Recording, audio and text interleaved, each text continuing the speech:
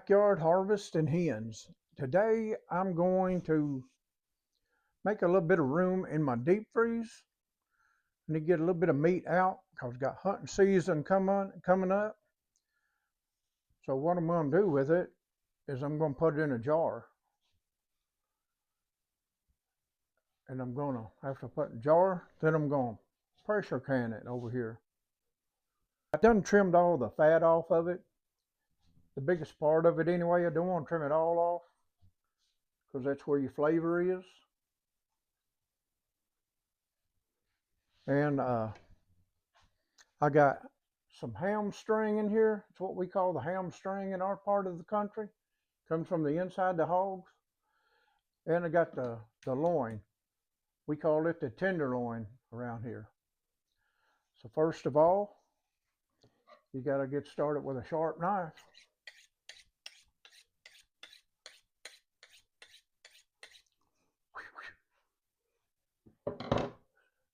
Now I'm going to get started on cutting this up.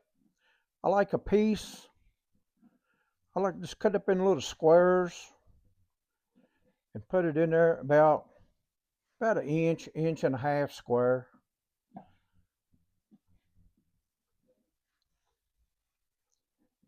And when you're doing this, putting it in the jar, we'll put it in the jar here in a minute, just as soon as get it all cut up, and we'll tell you about that part. But now I just gotta slice it up in just little parts, like something about like that. Just little squares. That's the way I like to do it.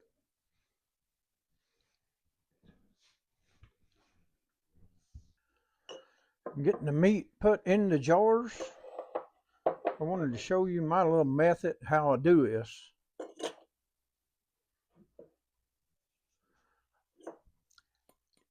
You need one of these. You got to put it on your jar. That way you won't get the rim of your jar all messy. I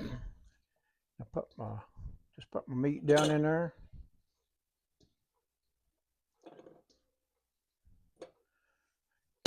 Just kind of layer in there, and I'll take my little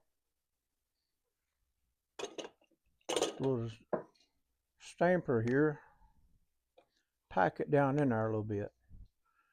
You could probably do it okay with your fingers. Most people can, but I need to have something else. So I can push it down there, pack it down in there a little bit. And earlier I said I cut this meat up like an inch and a half, but I think I got it more like inch and a half to 2.5. But that'd be okay.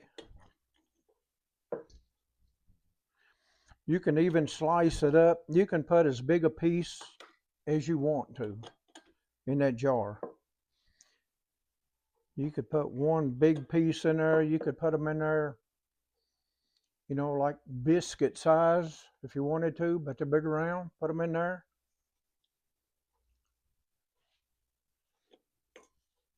Any size piece of meat you put in there. So I want to get it packed down in there pretty good.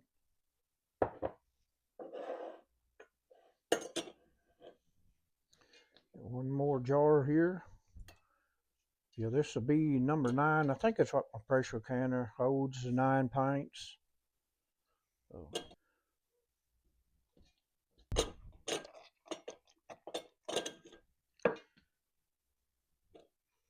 Just want to show you what I do to put it in there. I use this sometime on my green beans. Pack them down in there a little bit.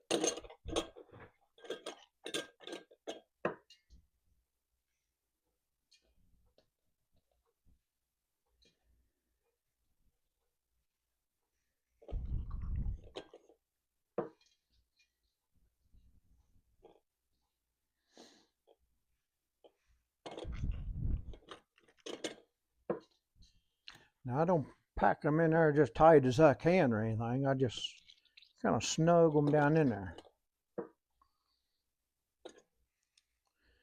That jar is about full. I got 2 little pieces of meat left. Let me see if I can find a spot for them over here. Yeah, there's one there.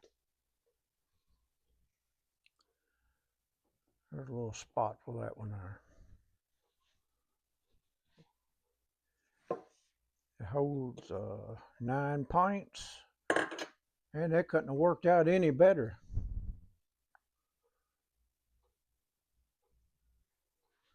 And I still got some left, and this piece will be supper.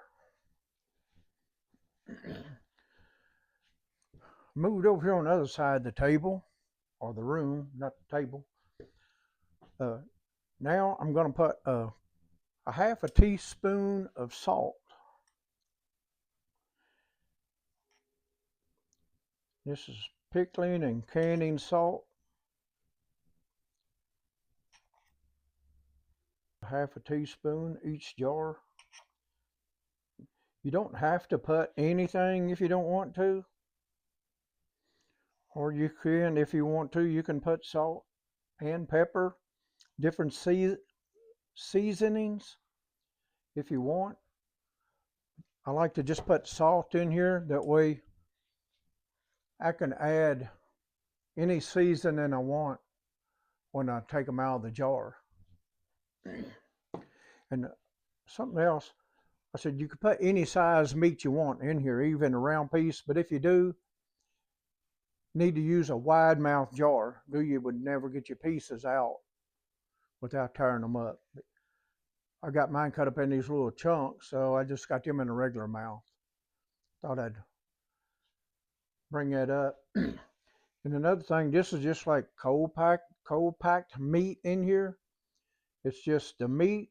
You don't add no water, no broth, no nothing, just the meat. If you want salt, add a little salt. You don't even have to put salt if you don't want to. And then you get your lids on. First of all, before I put my lids on, I want to get me a good paper towel.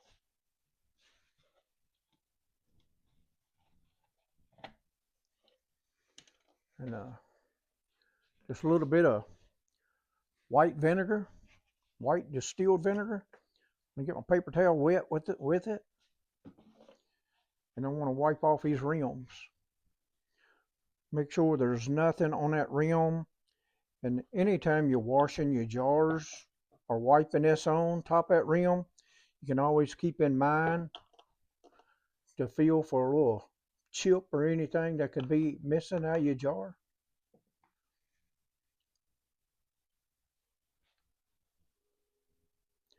Wipe each one of them.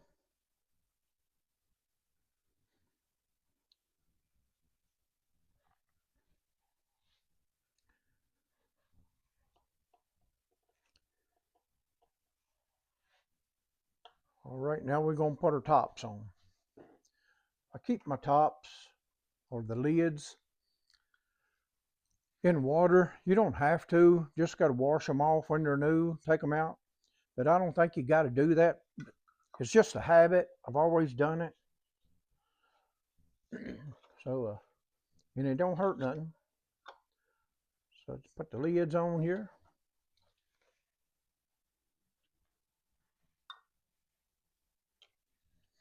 I tried to explain pretty good, so if there's anybody new to canning,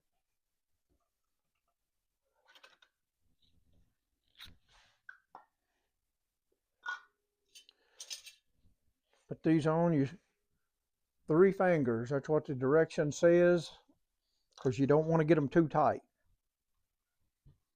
You want them tight but not tight, if that makes any sense. You'll just want to squeeze around here till you get some good resistance from it. But don't crank down on it and get it real tight, because when it's canning, it's got to breathe in and out.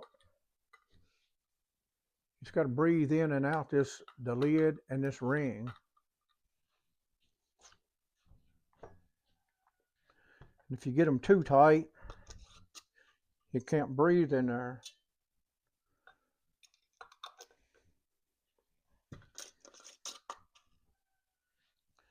and then your jar lid's gonna be all blowed up there.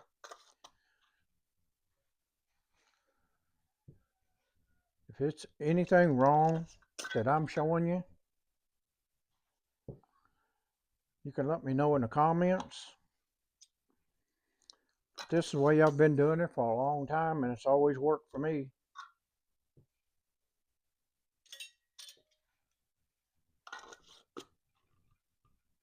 I got these in here. Another thing you need, make sure you got this in the bottom of your pressure canner. If you put your jars right on the bottom of it, without this, you're going to have problems. So you always make sure you put this in the bottom. Another thing I want to do, this little pressure weight was set on top of this. I like to always look through there and make sure I can see daylight through that. Make sure it's nothing stopped up in between there.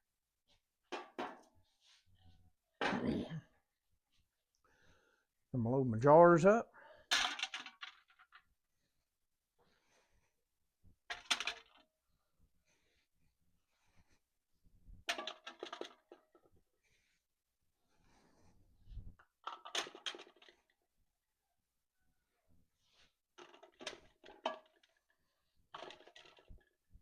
Hold on just a minute.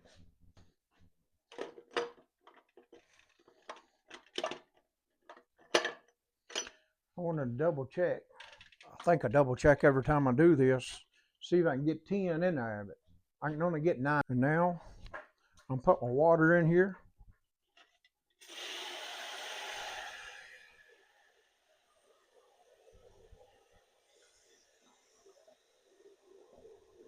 You say put about, I think you're supposed to put about 2 inches in here. But I like to make sure I get it just a little under halfway. I like to make sure I got enough in it, but you definitely don't want to cover them over or fill them up to the rim.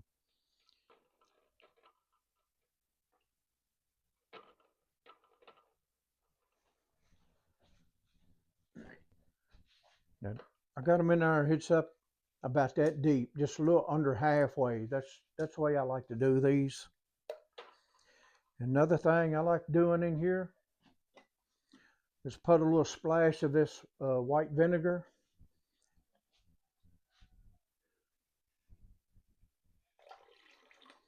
Don't take a whole lot, just a little splash, maybe a couple tablespoons. And what that will do, that will stop you from having this, when you get done and your jar's dry, they have like a white chalky stuff on it. I don't know what you call it. If you put that vinegar in there, they won't have that when they come out. Now I'm ready to put my lid on. You got an arrow here and a little mark right there, lines that up. Put that on there.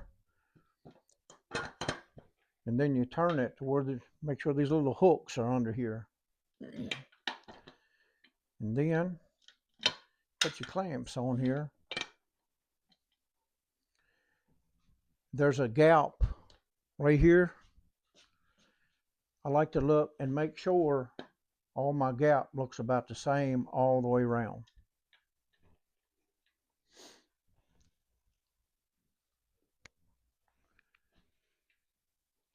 If it's a little wider here, you can tighten that down first. You can get this way and look.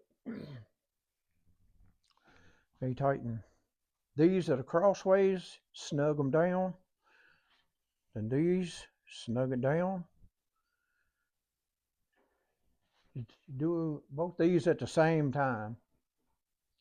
The way you have them all tucked down together. You don't want to tighten just one down at a time. You go back and forth.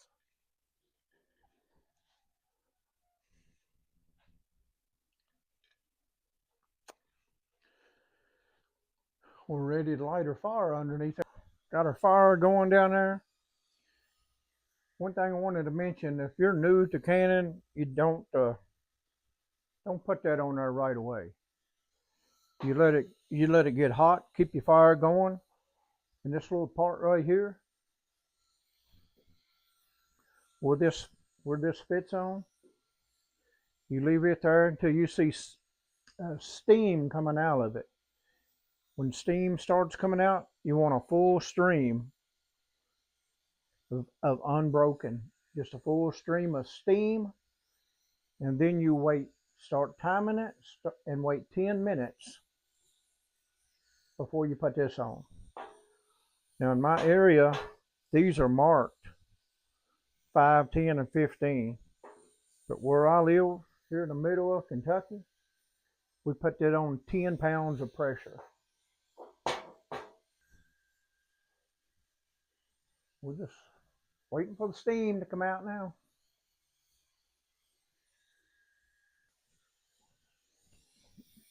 We've had a good stream of steam coming out here now for about 10 minutes. And I want to hold this up here and make sure I got my 10 right here. For the 10 pound of pressure. We'll set this right down on there.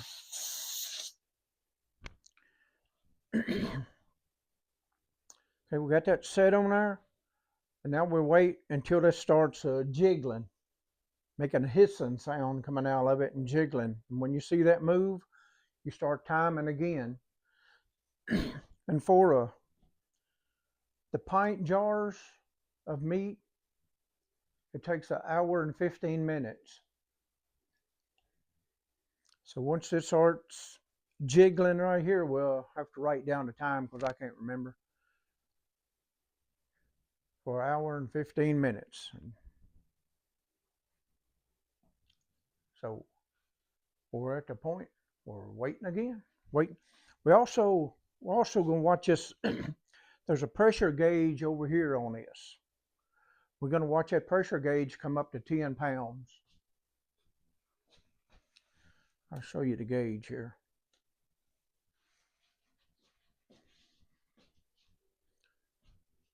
So we've got our little weight there. It's on, sitting there on 10 pounds. Don't never stick your finger over that hole, out of the way.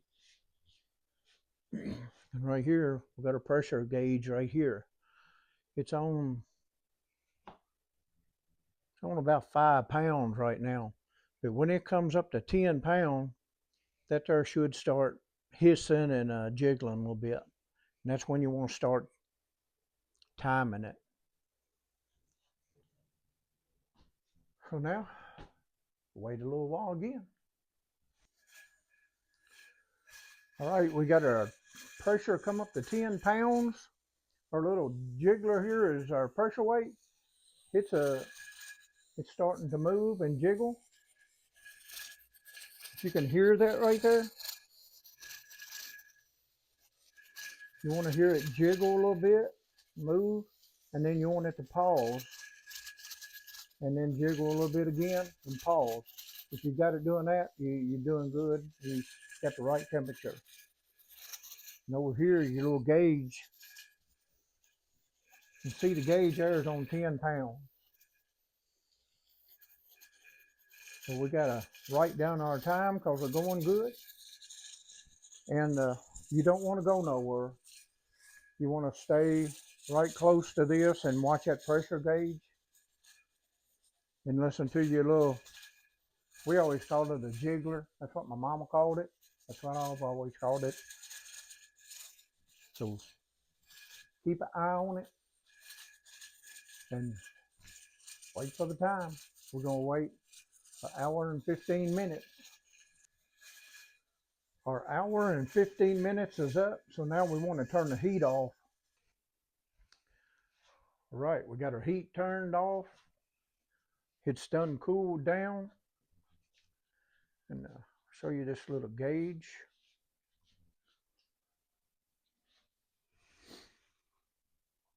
See the gauge right here, it's on 0.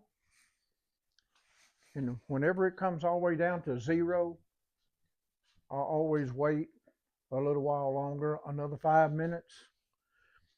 And then you can take this off. You don't want to take that off too soon.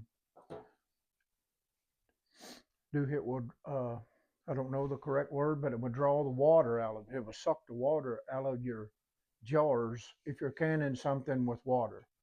And you don't ever want to take that off too soon. Make sure it goes to 0 and then wait 5 minutes. Then you can take this off. Now we're going to take our tops off, unscrew our clamps.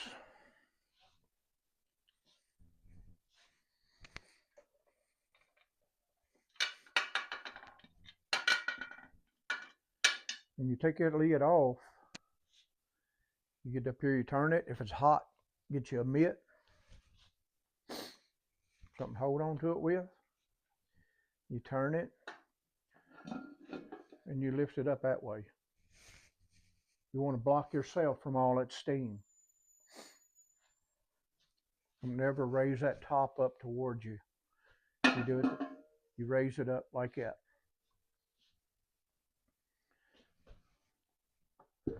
And you set it down. Now we're going to go over here and take the jars out.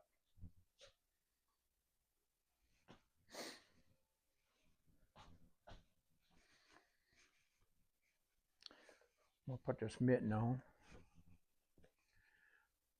You got to have one of those.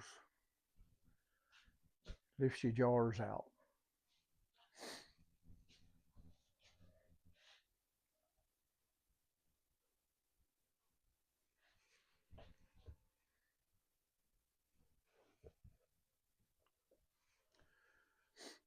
Got my towel all laid out. I always like to set them on a towel.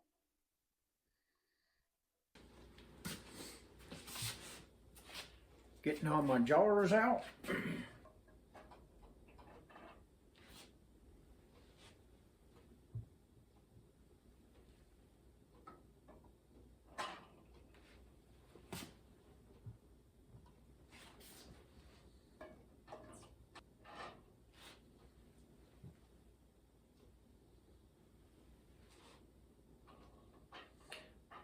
Looks like they all have sealed. I had a little bit of trouble with my phone there, and I let them sit for about 5 minutes, and they've already sealed. I really like these Superb jar lids. I've never had one of them not to seal so far.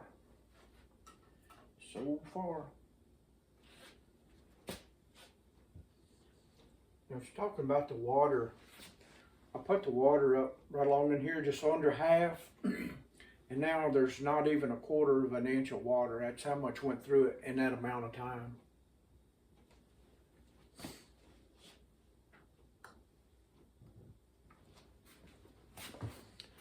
I want to bring y'all over here that you see it.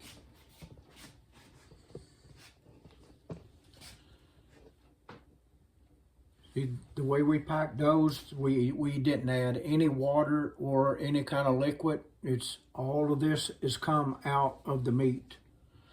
When you pack it in there raw like that, you don't need to add anything. No liquid. It makes it from the fat and the juices in the meat, you got all the liquid you need. 2 things I want to tell you need when you're canning. You need one of these. Take your jars out with. And you need a good, I guess you call it funnel. That's your two your main things, besides your pressure canner and some oven mitts, stuff like that. Before we go, I want to show you this stove. See if I can get it in here, adjust it a little bit.